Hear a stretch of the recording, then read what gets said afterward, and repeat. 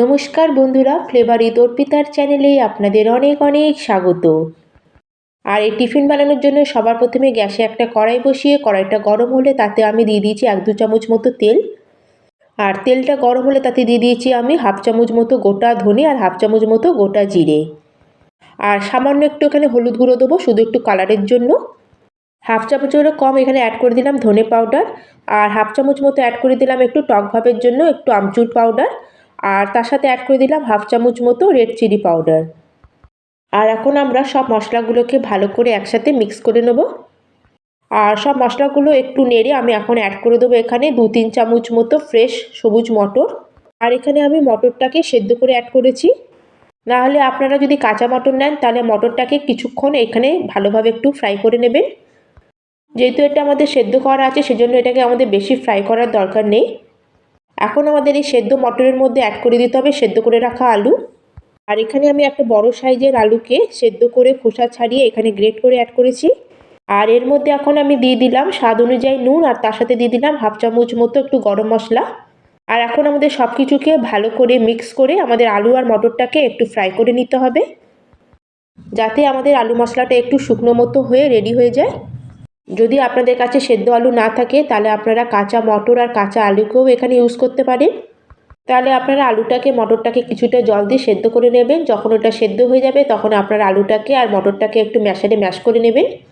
তাতেও আপনাদের এক ধরনের আলু মশলা তৈরি হয়ে যাবে। আর উপর থেকে আমি কিছুটা ধনেপাতা অ্যাড করে দিয়েছি। আর এখানে দেখুন একদম চটপটা আলুর মশলা একদম ইনস্ট্যান্ট আমাদের রেডি হয়ে গেছে। এটাকে আমরা এখন একটা প্লেটের মধ্যে বার করে নেব। আর যতক্ষণ আমাদের আলু মশলাটা একটু ঠান্ডা হচ্ছে ততক্ষণ আমরা নেক্সট প্রিপারেশনে চলে যাব। আর এখানে আমাদের একটা ব্যাটার রেডি করতে হবে। তার জন্য এখানে একটা বাউলে আমি নিয়েছি 1 কাপ মতো সুজি। এখানে আপনারা যে কোনো সুজি এখানে ইউজ করতে পারেন, কারণ আমাদের সুজিটাকে এখানে পিষে নিতে হবে। তার জন্য এখন আমি এখানে যেই কাপ মেপে সুজি নিয়েছিলাম সেই কাপ মেপে এখানে অ্যাড করে দিলাম 1 কাপ জল। যতটা আমরা সুজি নেবো ততটাই আমাদের এখানে জল নিতে হবে। আর এখন আমি এর মধ্যে অ্যাড করে দিচ্ছি নর্মাল চামচে 2 চামচ টক দই। দইটা যদি এখানে একটু বেশি টক হয় তাতেও কোনো অসুবিধা নেই। আর যদি আপনাদের কাছে এখানে টক দই না থাকে সেই ক্ষেত্রে আপনারা এখানে অর্ধেকটা লেবুর রসও অ্যাড করতে পারেন। আর তার সাথে এখানে 1 চামচ মতো যে কোনো কুকিং অয়েল আপনারা ইউজ করতে পারেন। আমি এখানে একটু রিফাইন্ড অয়েল ইউজ করলাম। আর এখন আমরা সব কিছুকে ভালো করে সুজির সাথে মিক্স করে নেব।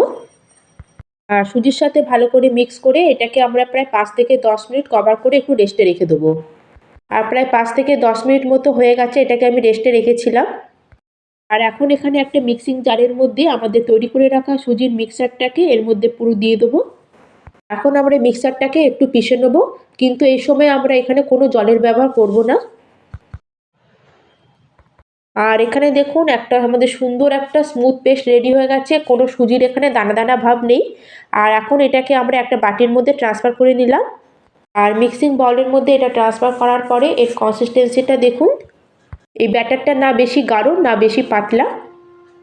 এখানে কিন্তু আমি প্রথমে যে 1 কাপ সুজিতে জল অ্যাড করেছিলাম সেই জলটাই অ্যাড করেছি, তারপরে কিন্তু আমি এখানে কোনো জল ব্যবহার করিনি।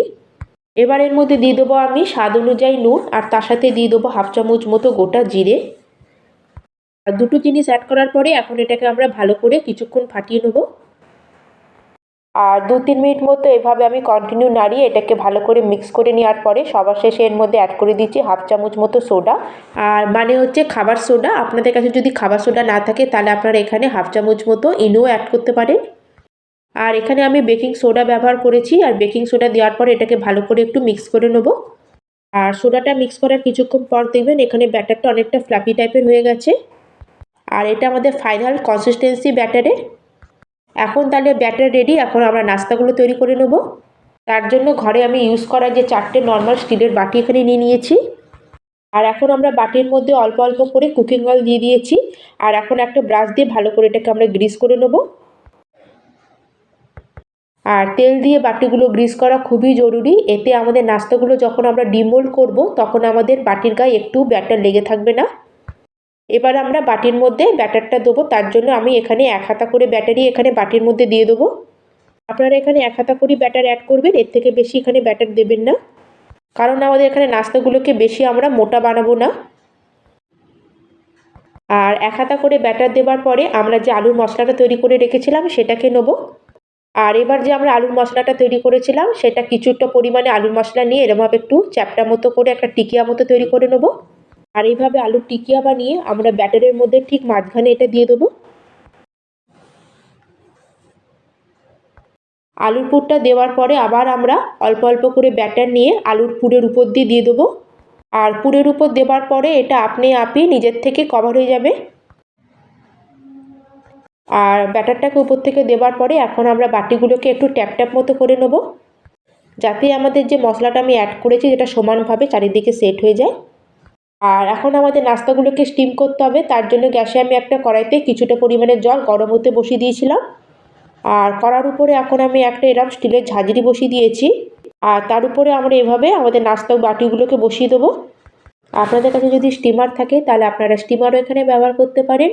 এখন গ্যাসের ফ্লেমটাকে মিডিয়াম টু হাইতে করে আমরা প্রায় 8 থেকে 10 মিনিটের জন্য এটাকে কভার করে এটাকে স্টিম হওয়ার জন্য ছেড়ে দেবো। আর 8 থেকে 10 মিনিট পরে এটা খুব ভালো মতো স্টিম হয়ে যাবে, এই দেখুন। আর এখানে আমাদের নাস্তাগুলো খুব ভালো মতো স্টিম হয়ে গেছে। আর এগুলো ঠিকমতো স্টিম হয়েছে কিনা জানার জন্য এভাবে একটা কাঠি ঢুকিয়েও আপনারা চেক করে নিতে পারেন। যদি এই কাঠির মধ্যে কোনো ব্যাটার না লেগে থাকে তাহলে বুঝবেন যে আমাদের নাস্তাগুলো খুব ভালো মতো স্টিম হয়ে গেছে।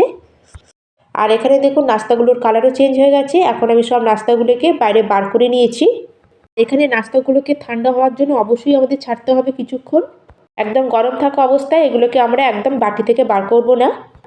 আর এখন এগুলো প্রায় 10 মিনিট মতো হয়ে গেছে, এটা পুরোপুরি ঠান্ডা হয়ে গেছে। ঠান্ডা হওয়ার পরে এইভাবে আপনারা হাত দিয়ে এটাকে বার করে নিতে পারেন বা এভাবে চাকুর সাহায্যে চারিদিকটাকে ছাড়িয়ে নেবেন। আর হাতের মধ্যে এভাবে একটু থাবা মারলে খুব সুন্দর এটা বাইরে বেরিয়ে আসবে। আর খুব ইজিলি এগুলো বেরিয়ে আসবে, কোনো অসুবিধা হবে না। আর এইভাবেই আমি সবগুলোকে বাইরে বার করে নেব।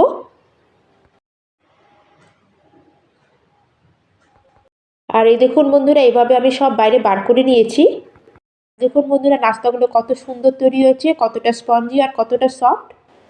আর দেখুন বন্ধুরা, বাটিগুলো কত ক্লিন হয়ে বেরিয়েছে। এখানে আমরা ভালো করে তেল দিয়ে গ্রিস করেছিলাম, সেই জন্য একটু নাস্তাগুলো এর মধ্যে লেগে নেই। আপনারা এই নাস্তাগুলো এইভাবেও খেতে পারেন, এটাও খুব হেলদি ভার্সান আমাদের নাস্তা। কিন্তু আজকে আমি নাস্তাগুলোর মধ্যে একটু টুইস্ট দেবো। তার জন্য গ্যাসে একটা প্যান বা আপনারা তাওয়া বসিয়ে নেবেন।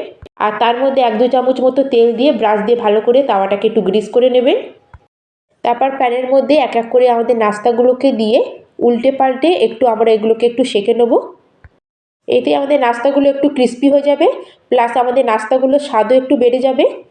আপনারা যদি এই নাস্তাটা বাচ্চাদের জন্য বানিয়ে থাকেন আর এটা যদি আপনারা বাচ্চাদের টিফিনে দেন তাহলে বাচ্চারা দেখবেন টিফিনটা একদম কমপ্লিট করে আসবে। বাচ্চারা এই নাস্তাটা খেয়ে একদম বার্গার ফিলিং মতো চলে আসবে। এটা বার্গারের মতো দেখতে হলেও এটা বার্গারের থেকে 100% হেলদি আর তার সাথে টেস্টিও।